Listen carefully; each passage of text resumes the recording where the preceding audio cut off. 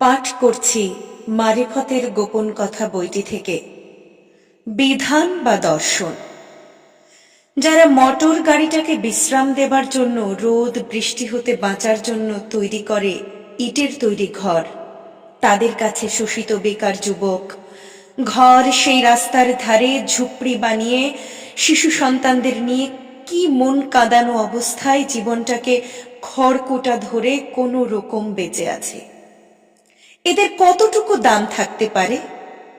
কতটুকু নিম্নমানের পশুর চেয়েও নিম্নমানের হলে পৃথিবীর কোনো জীবজন্তুদের সঙ্গেও তুলনা দেবার নিদর্শন নেই বলেই এরা আসফালুস সাফিলিন, অর্থাৎ উদাহরণ দেবার মতো বিশেষণ ছাড়া একদম নিউ মডেলের পশু এই সম্পদ জমাকারীরা ধনের নেশায় ভয়ঙ্করভাবে নেশাগ্রস্ত।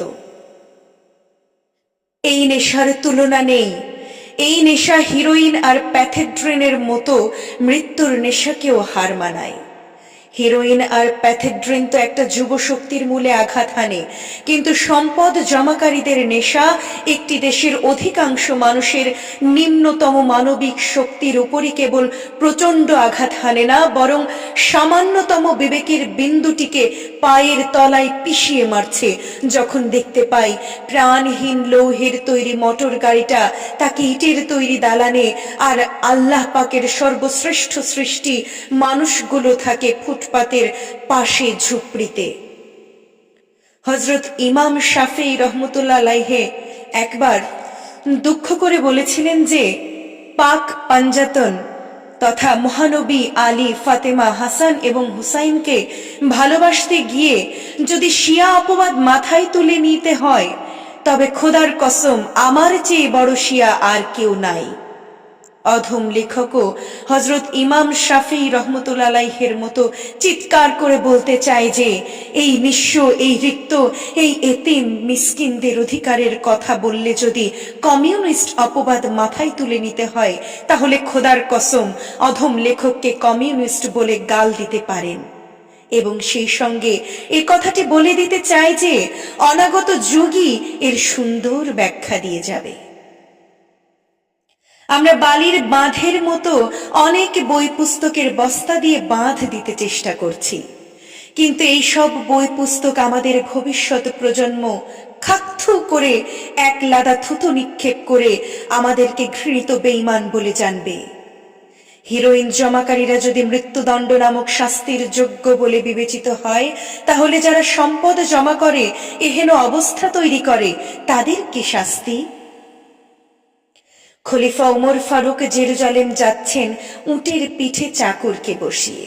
তারপর মার্কস, লেনিন আর মাও সেতুংয়ের বিবেকের চোখে বোবা বিস্ময় সেই উটের রশি ধরে টেনে চলছেন 100 বাংলাদেশের চাইতেও বড় দেশের প্রধান। 2 মিনিট নেগেটিভ চিন্তার দর্শন মন হতে সরিয়ে চিন্তা করুন তো বাংলাদেশের উঁচু পদের একজন সরকারি কর্মচারীর পক্ষেও কি এই আচরণ প্রদর্শন করা সম্ভব? ভাতের হাঁড়ির সাম্যের সামনে পদমর্যাদার সাম্য নির্ঘাত আত্মহত্যা নয় তো? পদত্যাগপত্রের প্রশ্নটি কি অবধারিত? মাওলানা ভাসানী যখন উমর ফারুকের এই ঘটনার বর্ণনা দিচ্ছিলেন মাও সেতুংকে, তখন মাও সেতুং কেবল একটি কথাই বলেছিলেন, বিবেকের সাম্যবাদকে গ্রহণ করা আরো জটিল। হ্যাঁ, তাই মানুষের রক্ত শোষণ করে যারা সম্পদের পাহাড় তৈরি করে উপাসনালয়ে বাঁচার আশ্রয় গ্রহণ করে, আর তারা তখন ওই শোষিত জনতা একটি কণ্ঠস্বর স্লোগানের ভয়ঙ্কর ঢেউ তুলে, যে ঘরে তোদের মতো শোষক, জালেম আর সম্পদ জমাকারীরা আশ্রয় গ্রহণ করে, সে ঘর আর যাই হোক না কেন ওটা কখনোই আল্লাহর ঘর হতে পারে না।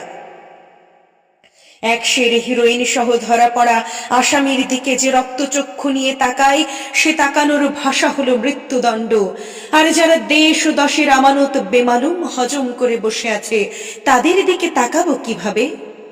বুকে হাত রেখে বলুন, কি ধরনের উপহার পাওয়ার যোগ্য তারা? এই বিবেকের দাঁড়িপাল্লায় উঁচু নিচু হবার ঝড় বইতে চায়। আল্লাহ পাক আমাদের শাহরগের চেয়েও নিকটে আছেন, আছেন রব রূপে, আছেন আদিল তথা সূক্ষ্ম বিচারক রূপে, আমাদেরই একান্ত কাছে আছেন আমাদের এই অস্তিত্বের প্রতিটি সূক্ষ্মতম কোষে কোষে। কি অপূর্ব কোরআনের সূরা কালাম, কি বিজ্ঞানময় সূক্ষ্ম ভাষার গাঁথুনি সূরা কালাম। পৃথিবীতে এই বিজ্ঞানময় কোরআনের তুলনা করা হাস্যকর, কারণ কোরআনই হলো একমাত্র পূর্ণাঙ্গ জীবন দর্শন। মার্ক্সবাদ হাড়ির ইতিহাস তৈরি করতে গিয়ে নাস্তিকতাকে কোলে তুলে নিয়েছে। হাড়ির ইতিহাস আত্মার গবেষণাকে ফেলে দিয়ে মুক্তির বাণী শোনায়, কিন্তু অসম্ভব। আপেক্ষিক সত্য রূপে প্রতিভাত হলেও সার্বিক সত্যের সামনে মার্ক্সবাদ মাথা নিচু করে কাঁদে। কাঁদতে হবেই, এটা অমোঘ সত্য। তাই তো মার্ক্সের হাড়ির ইজম বারবার রোগা হচ্ছে আর পরিবর্তনের ইনজেকশন দিয়ে টিকিয়ে রাখা হচ্ছে।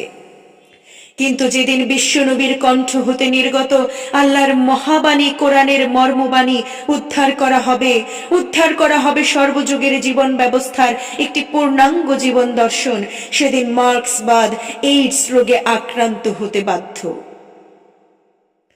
যেদিন হযরত বাবা শাহ সুফি লালন ফকিরের অতি সহজ শব্দের গাঁথুনিতে রচিত পদ্যে কোরআনের ব্যাখ্যা বের করতে পারবে, কারণ আধ্যাত্মবাদের মধ্যেও যে একটি আধ্যাত্ম সাম্য থাকতে পারে, তারই সম্রাট হলেন লালন ফকির। যেদিন ইমাম হুসাইনের ইসলাম প্রতিষ্ঠিত হবে, যেদিন এজিদের রং চড়া চোখ ধাঁধানো মরিচিকার ইমিটেশন মার্কা এজিদি ইসলামকে ডাস্টবিনে নিক্ষেপ করতে পারবে, সেদিন কি হুসাইনি ইসলামের হাঁটি হাঁটি পায়ে চলার বাস্তব রূপটি কোথাও প্রতিফলিত হবে?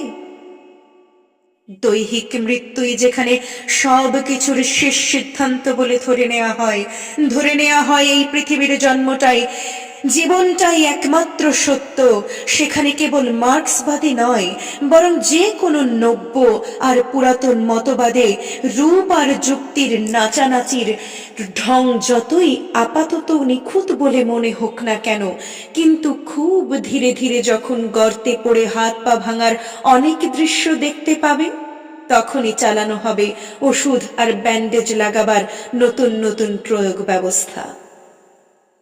কারণ আপেক্ষিক সত্যের প্রশ্নে এরা দৈহিক মৃত্যুটাই সব কিছুর শেষ বলে সিদ্ধান্ত নেবার ঘোষণা করেনি, বরং সার্বিক শতরূপে চূড়ান্ত সিদ্ধান্ত নেবার ঘোষণা করা হয়েছে, যার দরুন প্রয়োগ পদ্ধতিটার যতই নতুন নতুন ধরন ধারণ বের করা হোক না কেন, তা হয়ে পড়ে একটি পূর্ণাঙ্গ জীবন দর্শনের পরিবর্তে একটি পূর্ণাঙ্গ জীবন বিধান। বারবার এই ভুলটি এত বেশি প্রচার করা হয়েছে, যার দরুন মগজ ধোলাই করার মতো পূর্ণাঙ্গ দর্শনের চেহারার ভুল নাম পূর্ণাঙ্গ জীবন বিধান বলা হয়।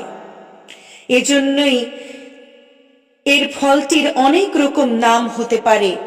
আত্মকেন্দ্রিকতাবাদ, এরকম ভাবে অনেক নাম দেয়া যায়, এবং যার ফলে আধ্যাত্মবাদ, মরমীবাদ, সুফিবাদ, ফকিরি ইত্যাদি নামের পরকাল ভিত্তিক দর্শনগুলোকে কেমন করে গ্রহণ করা যায় এ চিন্তা না করে বরং ছুঁড়ে মারে যত সব জঘন্য গালাগালির বিশেষণ, যেমন অজ্ঞেয়বাদ, গাঁজাখুরি, ভণ্ডামি, ফুলবাবুর চিন্তাধারা, অলস মাথার বিকৃত ফসল ইত্যাদি। মৃত্যুর পরও জীবন আছে, পুরস্কার আর শাস্তি আছে, যদিও এগুলো সাদা চোখে মোটেই ধরার উপায় নেই, তবুও এই আধ্যাত্মবাদকে কেউ মারতে পারবে না। এটা সারা জীবন নাস্তিক্যবাদের পূজারী ও প্রচারক হবার পরও দৈহিক মৃত্যুর সামনে এসে অকারণেই আধ্যাত্মবাদের কুয়াশা কাঁদায়। এটা যেন আগাছা মনে হলেও আপনিই গজায়। জীবনে কোনোদিন চাষ করা তো দূরে থাক, মনেও করতে চায়নি সেই আধ্যাত্মবাদ মৃত্যুর সামনে এসে জীবনের পূর্ণাঙ্গ দর্শন, যা সে নিজের ইচ্ছায় নয় বরং সামাজিক জীবন ব্যবস্থার আত্মবিরোধ দেখে বাদ দিতে বাধ্য হয়েছে। কিন্তু মানুষের দৈহিক মৃত্যু যতদিনে থাকবে, ততদিন আধ্যাত্মবাদকে কেউ মেরে ফেলতে পারবে না। কারণ এটা এমনই এক জিনিস যা কেউ ঝেঁটিয়ে চির বিদায় করে দিতে চাইলেও আবার আপন ঘরেই বুমেরাঙের মতো ফিরে আসে। লৌকিকতার অবগুণ্ঠনে অস্বীকার করছে, কিন্তু মৌনতার অবগুণ্ঠনে আধ্যাত্মবাদের দরজার সামনে মাথা নিচু করে ফুপিয়ে কাঁদছে। সত্যিই আল্লাহ পাক, তুমি মহান না নিষ্ঠুর জানি না, জানার চেষ্টাও কোনোদিন করিনি, কিন্তু আজ বিদায়ের বেলা কেন মনের একান্ত গর্তে তোমার কথা মনে হয়। যিশুর মহাক্ষমার দর্শন এক গালে চড় মারলে আরেক গাল পেতে দাও। আল্লাহ, তুমি ওদের ক্ষমা করে দাও, ওরা যা করছে তা ওরা নিজেরাই জানে না। এরকম কত উপদেশকে কত রকম কুৎসিত আর জঘন্য বিশেষণে কাপড় পরিয়েছি, কিন্তু মৃত্যুর শেষ প্রান্তে এসে অকারণেই বুকে জড়িয়ে ধরে সবার অলক্ষ্যে মাথা নিচু হয়ে যাচ্ছে। তবে কেউ এই ক্ষমার বাণী সার্বিক সত্য? যদিও আপেক্ষিক অর্থে এতকাল জেনেছি অন্যরকম।